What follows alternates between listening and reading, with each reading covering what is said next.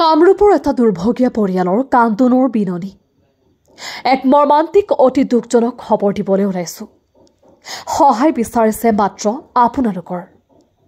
হয় আমি ক'বলৈ ওলাইছো কামৰূপ জিলাৰ কমলপুৰ সমষ্টিৰ কাছপাৰী হেপকুচি গাঁৱৰ হেমন্ত ৰাজবংশী বৰ্তমান জটিল ৰোগত আক্ৰান্ত বৰ্তমান গুৱাহাটীৰ এখন ব্যক্তিগত হস্পিটেলত মৃত্যুৰ সৈতে যুঁজি আছে হেমন্ত ৰাজবংশী একমাত্ৰ ঘৰখনৰ উপাৰ্জনকাৰী আছিল হেমন্ত ৰাজবংশীৰ পৰিয়াল বুলিবলৈ মাক পত্নী আৰু ১.৫ বছৰীয়া পুত্ৰ সন্তান আছে মাকৰ অনুৰোধ আপোনালোকে মোৰ ল'ৰাটোক ৰাইজে সহায় কৰি ঘূৰাই আনক বৰ্তমান সময়ত হস্পিটেলৰ কৰ্তৃপক্ষই জনোৱা মতে অস্ত্ৰোপচাৰৰ বাবে প্ৰায় ১৫ৰ পৰা ১৮ লাখ টকাৰ প্ৰয়োজন সেয়েহে পৰিয়ালৰ লোকে চৰকাৰ তথা স্থানীয় বিধায়ক দিগন্ত কলিতাক কাটৰ অনুৰোধ জনাইছে কিঞ্চিত পৰিমাণৰ সহায় লগতে যদি কোনো হৃদয়বান লোকে পৰিয়ালটোক সহায় কৰিব বিচাৰে তেনেহলে একাউণ্ট নম্বৰ 4058074139 IFSC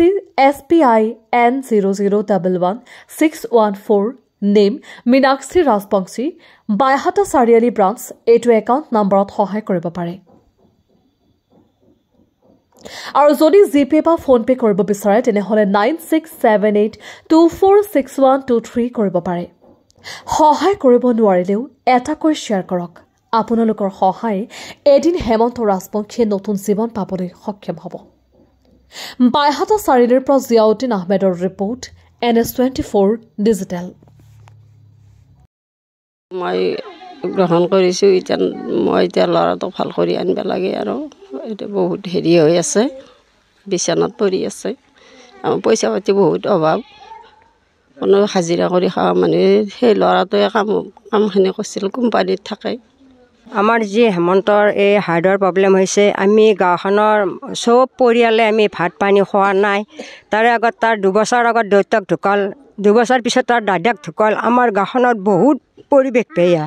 গতিকে হেমন্ত বিশ্ব শৰ্মাই নৰেন্দ্ৰ মোদী যোনে নহওক সেই ল'ৰাটোক যেন সহযোগ কৰে সেই ল'ৰাটোক আমি যেন ঘূৰাই পাওঁ এই ঘৰখনত কোনোৱে নাই সেই ল'ৰাটোত বাহিৰে তাৰ এটা ল'ৰা আছে 1.5 বছৰীয়া গতিকে সেই ল'ৰাটোৰ মুখখন চাই পেলাই তাৰ তিৰিটোৰ মুখখন চাই পেলাই যেন এইখিনি সহযোগ কৰে তেওঁৰ ওচৰত মই কোটিবাৰ নমস্কাৰ কৃষ্ণ